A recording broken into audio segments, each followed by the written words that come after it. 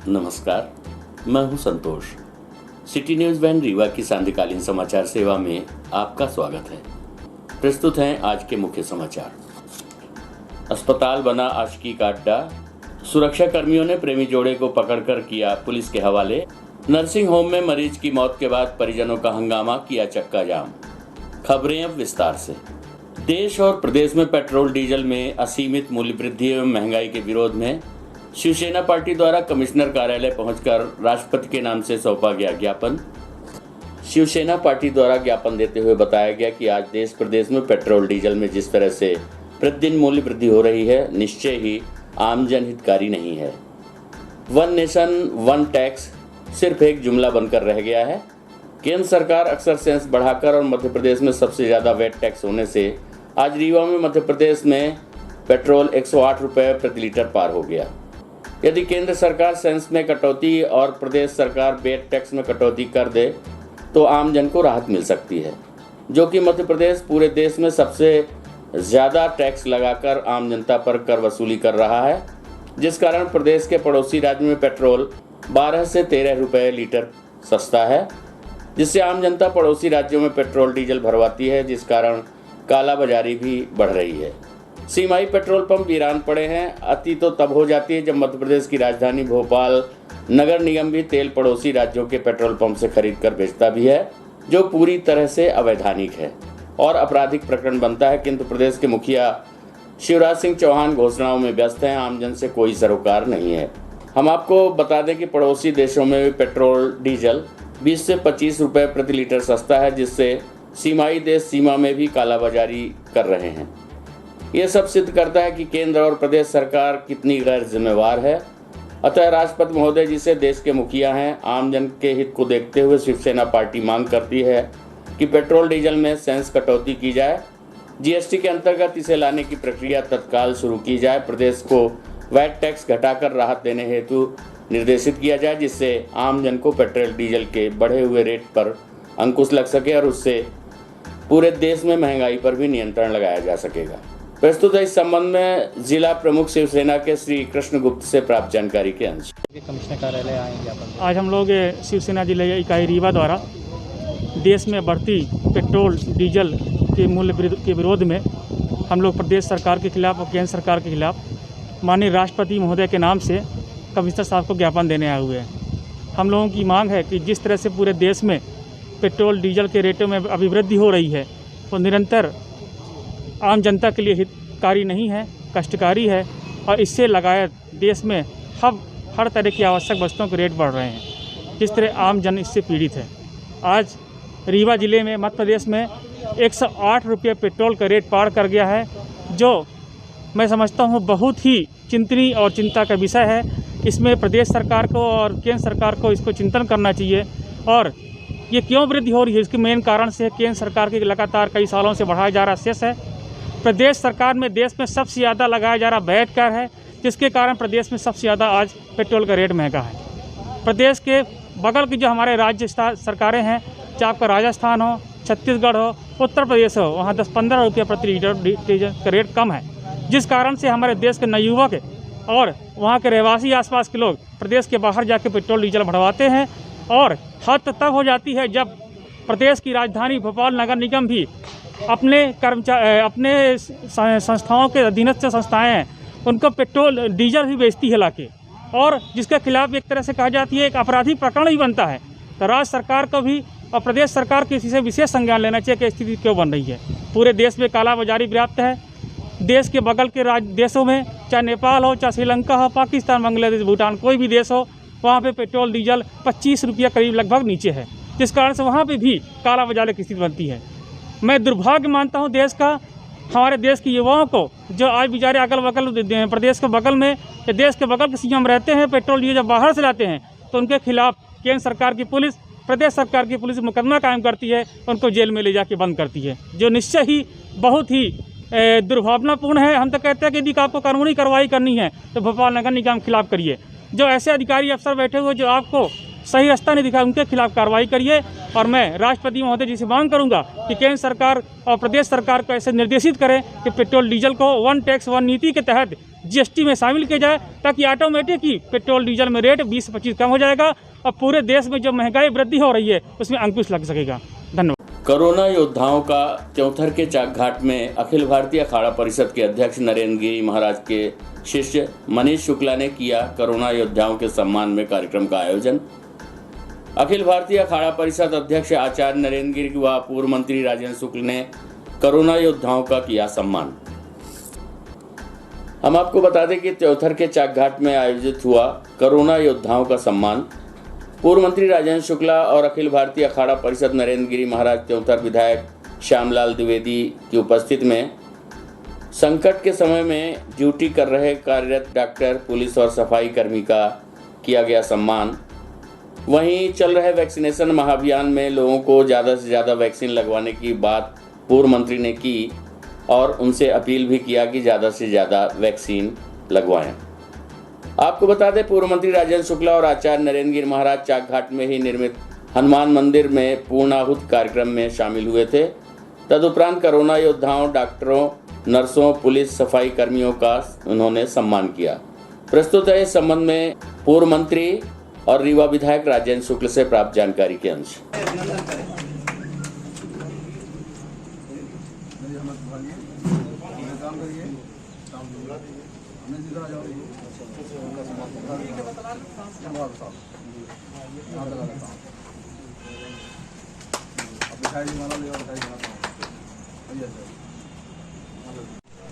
भाई और साल के साथ इन्होंने पूरे समय कोरोना काल में और कोई डॉक्टर है भैया ऋषभ केशरवानी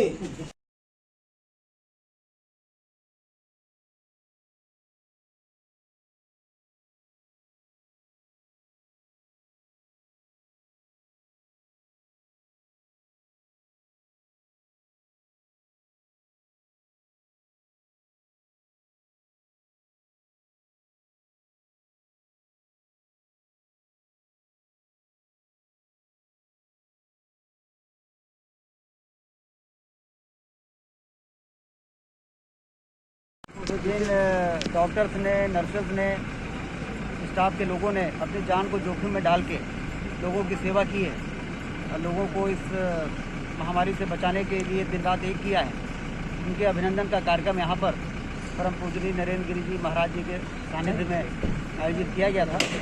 मैं अपना सौभाग्य मानता हूँ कि उनका सम्मान करने का मुझे भी अवसर मिला। आने वाले समय में भी आज से टीका। अज्ञात कारणों से कपड़े की दुकान में लगी आग, तकरीबन 6 लाख का माल जलकर हुआ खाक। समान थाना क्षेत्र के संजय नगर स्थित एक कपड़े की दुकान में अज्ञात कारणों से आग लग गई। इस आगजनी में तकरीबन 6 लाख के कपड़े जलकर खाक हो गए। अभी आग लगने का कारण अज्ञात बताया जा रहा है। आपको बता दें कि संजय नगर में सांवरिया साड़ी सेंटर के नाम से दुकान संचालित है, जहां सुबह तकरीबन 11:30 बजे दुकान संचालक दुकान बंद करके खाना खाने गए थे। कुछ ही दूर पहुंचने पर दुकान संचालक को फोन में बताया गया कि उनकी दुकान में आग लग गई है। वापस आकर देखा तो लाखों की क्षति हो चुकी थी। स्थानीय लोगों की मदद से आग पर काबू पाया गया है। आग लगने का कारण अभी भी अज्ञात बना हुआ है। माना जा रहा है कि शॉर्ट सर्किट के कारण आग लगी होगी। थाने में दी गई सूचना के बाद पुलिस भी मौके पर पहुंच गई और जांच कर रही है कि आग किन कारणों से लगी। प्रस्तुत है दुकान संचालक से प्राप्त जानकारी के अंश।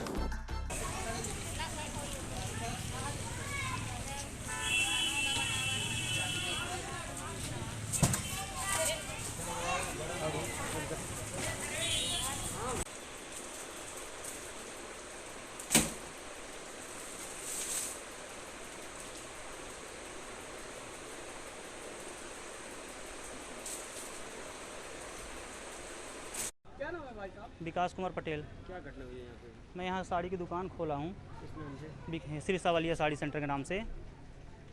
और मैं डेली सुबह रोज़ की तरह आता था, दुकान खोल के जाता था। ऐसे ही आज दोपहर में खाना खाने में घर जा रहा था। घर दुकान रोज़ की तरह मैं बंद करके जैसे ही पहुँचा सामान तिराहे के पास, तो अचानक मेरे भैया यहाँ पास खड़े थे तो फ़ोन लगाए मेरे को कि दुकान में आग लग गई। तो मैं वहाँ से दौड़ते दौड़ते आया। यहाँ हो गया। दुकान खोलते खोलते पूरा सामान जल के खाक हो गया। करीब हमारे नुकसान कम से 5 से 6 लाख रुपए का हुआ है।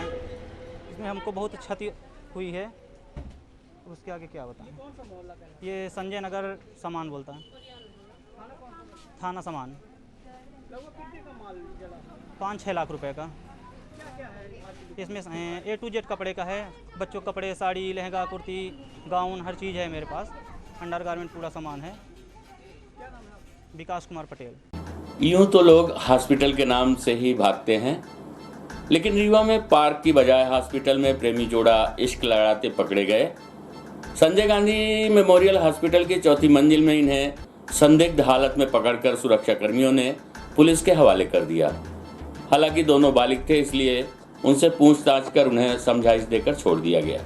मामला बिंद के सबसे बड़े हॉस्पिटल संजय गांधी मेमोरियल का है। आमतौर पर इस हॉस्पिटल की 4थी मंजिल में लोग जाने से खौफ खाते हैं, लेकिन कहते हैं कि इश्क में आशिक कुछ भी कर सकता है। ऐसे ही एक युगल जोड़े को सुरक्षा कर्मियों ने संदिग्ध हालत में पकड़ लिया, जो खुली छत में इश्क लड़ा रहे थे। हॉस्पिटल में तैनात सुरक्षा कर्मियों की 4थी मंजिल में युगल जोड़े होने की खबर मिली। इसके बाद सुरक्षा कर्मियों ने पकड़कर उन्हें पुलिस के हवाले कर दिया। इनका हॉस्पिटल में पेशेंट भी नहीं था और ये दोनों दूर गांव से आकर हॉस्पिटल में इश्क लड़ा रहे थे। सुरक्षा कर्मी इनके मंसूबे को भाप गए और पुलिस के हवाले कर दिया, जिनसे अस्पताल चौकी में पूछताछ कर उन्हें छोड़ दिया गया। हालांकि दोनों बालिग थे, इसलिए उन्हें समझाइश देकर छोड़ा गया है। परिजनों से बात करने पर पता चला कि युवक रिश्तेदारी में गया हुआ है, जबकि युवक अस्पताल की 4थी मंजिल में इश्क फरमा रहा था, जबकि घर में रिश्तेदारी में जाने की बात कहकर निकला था। ये इस तरह का कोई पहला मामला नहीं है। इससे पहले भी संजय गांधी अस्पताल में कई प्रेमी जोड़े इश्क फरमाते पकड़े जा चुके हैं। प्रस्तुत है इस संबंध में सुपरवाइजर श्यामलाल पटेल से प्राप्त जानकारी के अंश। अभी जाएगा, मैं भेजूंगा उधर, वहाँ से आए 4 नंबर मिले हैं। कौन के चंद्र के तुम क्या वीडियो रहे हो? हां जी का नाम है नन्हे प्रकाश साकेत। आए कोई नन्हे बस स्टैंड से चाय की दुकान में आते हैं, यहाँ काहे का है? हॉस्पिटल में 1.5 महीना से बंद ही था, अब तो चालू है। आगे नहीं चालू, हमारा बंद ही था। तो बंद कहते हैं वैसे तब फेरी करके सारे के घूमे तो फिर बंद नहीं। क्या नाम है तुम्हारा? हमारा भास्कर नाम है। कहाँ के रहने वाले? गांव नहीं गई। कहाँ के? नहीं गई। पूरा गांव बता। गांव नहीं गई, जिला रीवा। और ये कौन सी लड़की है? ये गांव में क्या? कहाँ से आई तुम्हारे पास? ये गांव में घूमे पे। इसके घर वालों को पता है? हाँ घर वालों को पता है? हाँ। मैं बता के आई हूँ। किसके साथ जा रही हूँ? किसके साथ जा रही हो, किसके साथ नहीं है? हाँ मैं हाँ बताएं कि हम बताएं हैं घरे। हमारे 4 नंबर में जो हमारा गार्ड था वो राउंड कर रहा था। उस समय सीढ़ी में एक लड़की एक लड़का बैठे हुए मिले। उन्होंने उससे पूछा कि तो उनको संदिग्ध लगा, तो वो लेके मेरे पास आए। उनसे भी मैंने पूछताछ किया तो नई घड़ी का बता रहे हैं। वो लड़की साकेत है, लड़का वर्मा है, ये विश्वकर्मा है। उसके बाद उनसे मैं पूछताछ किया तो आप लोग यहाँ क्यों आए? उनका कोई यहाँ पे मरीज नहीं है। बोले हम लोग यहाँ चले गए थे ऊपर, ऐसे ऐसे उन्होंने उल्टा सीधा बोला कुछ, तो मैंने उनको ले जाके चौकी में हैंड ओवर कर दिया। फिर क्या हुआ? फिर क्या हुआ? कहाँ गए वो? अब वहाँ से चौकी वालों ने उसका लिखा पढ़ी किए थे एक मुंशी जी, वो अगली कार्रवाई उन्होंने क्या किया है अब वही बता। अस्पताल में मरीज की जान का सौदा, कर्ज लेकर चुकाए 6 लाख फिर भी नहीं बची जान। अस्पताल में मरीज की जान का सौदा, कर्ज लेकर चुकाए 6 लाख फिर भी नहीं बची जान। सड़क पर उतरा मरीज का परिवार। सुपर स्पेशलिटी अस्पताल के डॉक्टरों ने निजी अस्पताल में कराया था भर्ती। 6 लाख देने के बाद 1.5 लाख की गई थी और मांग। हम आपको बता दें कि परिजनों ने रीवा हॉस्पिटल के सामने शो रखकर शुरू किया चक्का जाम। पैसा न जमा करने पर मरीज की जान लेने का है आरोप। रीवा से एक बड़ी खबर है, जहां रीवा के एक निजी अस्पताल रीवा हॉस्पिटल में मरीज की जान का सौदा किए जाने का मामला प्रकाश में आया है। यहां एक मरीज की जान बचाने लाखों रुपए की मांग की गई। चिकित्सकों की मांग पर किस तरह से परिजनों ने घर के जेवर बेचकर 6 लाख रुपए जमा किए, फिर भी मरीज की जान नहीं बच पाई। परिजनों का आरोप है कि अस्पताल की ओर से अभी 1.5 लाख रुपए की मांग और की जा रही थी, जिसे न चुकाने पर मरीज की जान ले ली गई। मरीज की मौत के बाद आक्रोशित परिजन शव को सड़क पर रखकर अस्पताल के सामने ही चक्काजाम कर दिया।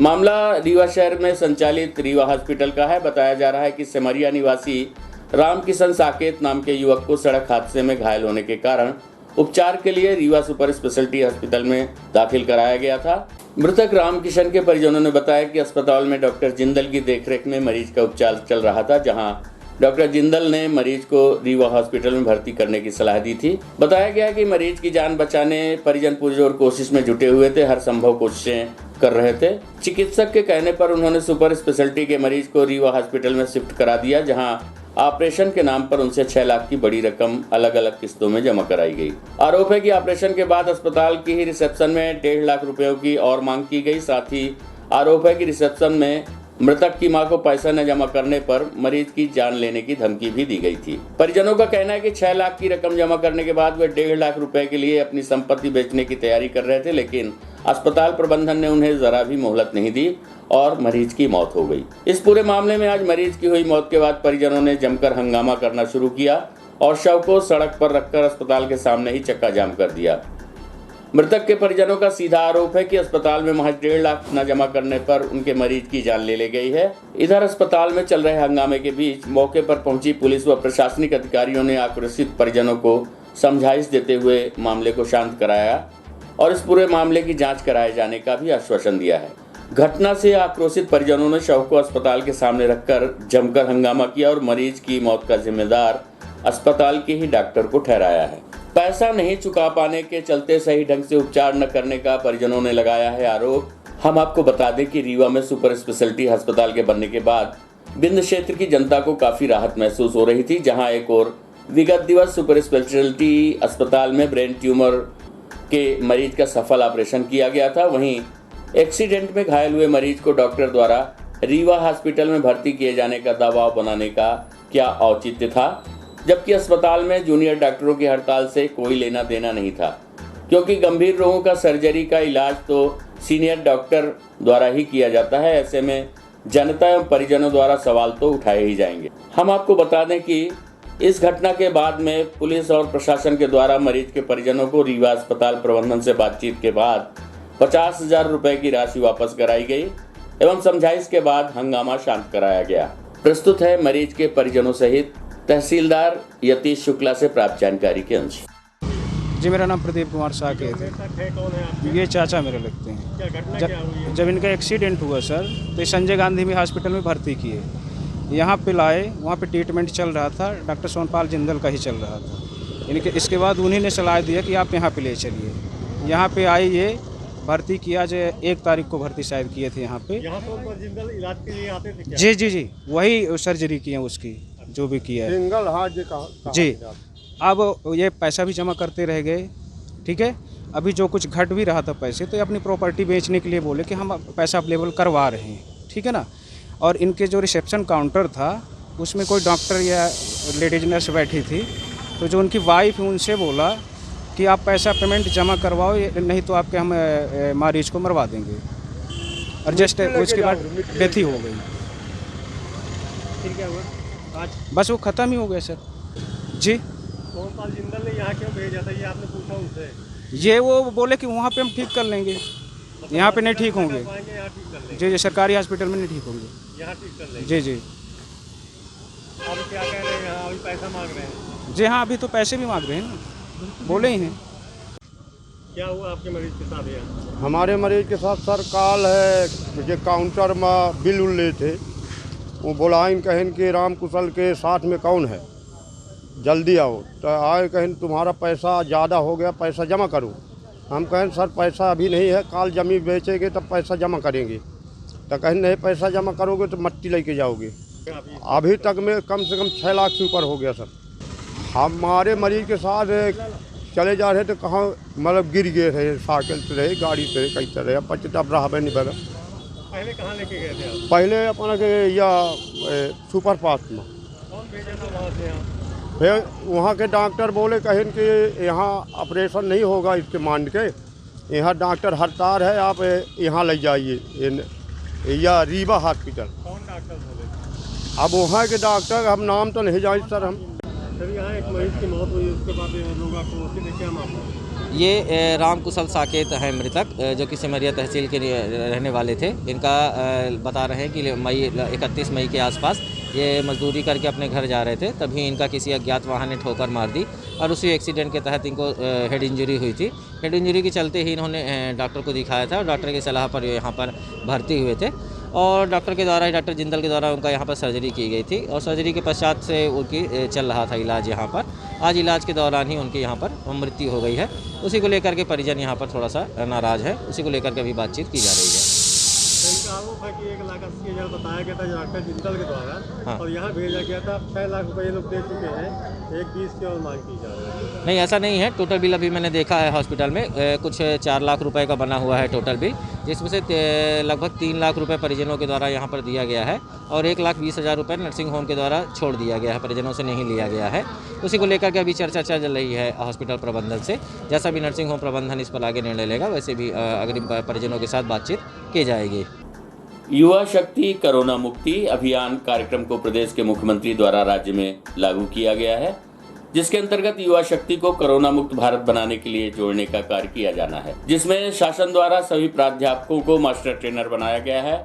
वहीं हम आपको बता दें कि 21 जून से कोरोना वैक्सीनेशन के महाअभियान की शुरुआत की गई, जिसमें कल प्रदेश में 10 लाख वैक्सीनेशन के लक्ष्य के विरुद्ध 16,70,000 लोगों को टीकाकरण किया गया, जिसमें पूरे देश में मध्य प्रदेश सबसे अव्वल रहा।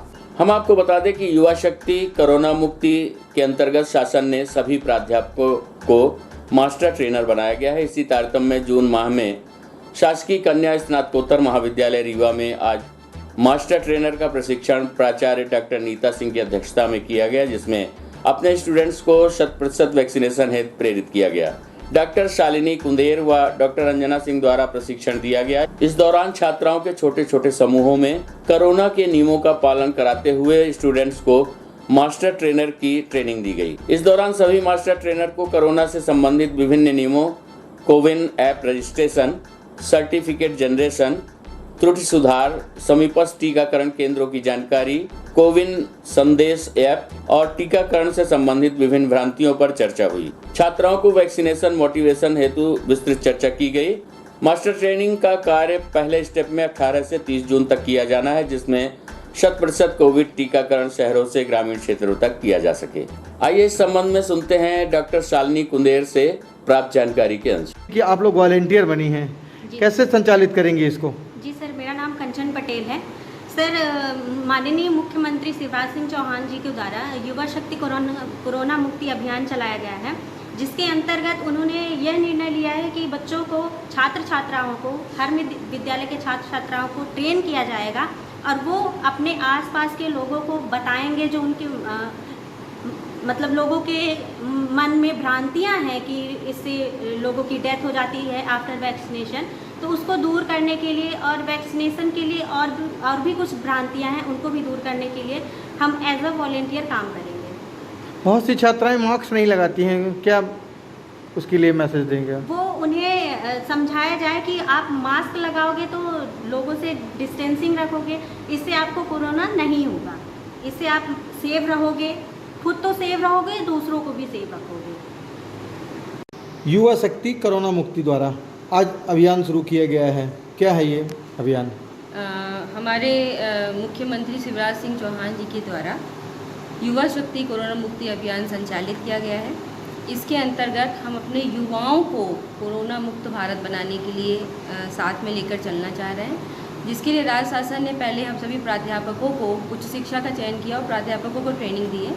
अब प्राध्यापक अपने लेवल पे छोटे छोटे ग्रुप बनाकर छात्र छात्राओं को बुलाकर उनको ट्रेनर बनाएगी, मास्टर ट्रेनर। और वो मास्टर ट्रेनर समाज में जाके 2 बिंदुओं पर मुख्य रूप से काम करेंगे। पहला बिंदु है कि किस तरीके से हम कोरोना की जो वैक्सीनेशन हो रहा है उसको 100% कराएं। इसके प्रति लोगों की बहुत सारी भ्रांतियां हैं, तो हमको अपने तरीके समझाइश दे के घर के बुजुर्गों को, गांव वालों को समझाइश दे के एक को खींच कर हमको टीका लगवाना है। जब टीकाकरण हो जाएगा और हमारा देश पूर्ण रूप से कोरोना मुक्त हो जाएगा, क्योंकि इसके पहले भी पोलियो मुक्त हुआ है भारत और युवाओं के द्वारा ही। क्या नाम है आपका? जी, हमारा नाम है डॉक्टर शालिनी कुंदेर। मैं इस महाविद्यालय में सहायक प्राध्यापक पद में और एनएसएस के रूप में कार्य करती हूँ। आज की खबरों में बस इतना ही। कल हम पुनः हाजिर होंगे कुछ नई खबरों के साथ। तब तक के लिए हमें अनुमति दीजिए। नमस्कार।